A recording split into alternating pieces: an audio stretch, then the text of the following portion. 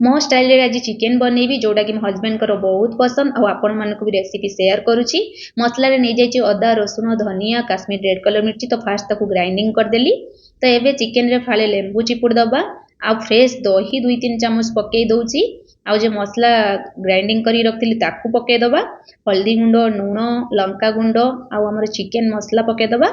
Then पकई दबा घिओ पकई दबा देसी घिओटा पकई दबा तार फ्लेवरटा बढ़िया पूरा आसीबो। तो भलसे मेरिनेट कर दबा। तो एपटे कड़ाईटा बसई दी गरम हो गलानी तो रिफाइन तेल पकेबी सोरष तेल रे बनैबिनी जेतु घिओटा पड़ी तार कॉम्बिनेशनटा रिफाइन तेल रे ही भल लागिबो। तो गोटा मसला पकई देली। तो एबे 4टा पियाज पूरा चुन चुन करी काटिक रखथिली ताकू पकई दउची। तो एबे पियाज ब्राउन कलर हो गलानी तो पकई दबा हमर चिकेनटा जे मेरिनेट करी रखथिली पकई दबा। एपट सेपट भलसे मिक्स हो गला परे कभर करी छाड़ी दबा 15-20 मिनिट ऑलमोस्ट अधा अधी कसिबा जाए। ता भीतर मु आलूटा भी भाजिक रखी दी पकई दउची।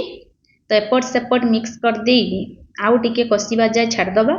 तो एबे गरम पानी ऐड करिबा ठंडा पानी नुहे गरम पानी ऐड करिबा। तो तापरे गरम मसला पकई दउची धनिया पत्र मेंचाए पकई दउची 4टा कंचा लंका छेचिक रखथिली पकई दउची बस रेडी हो गला।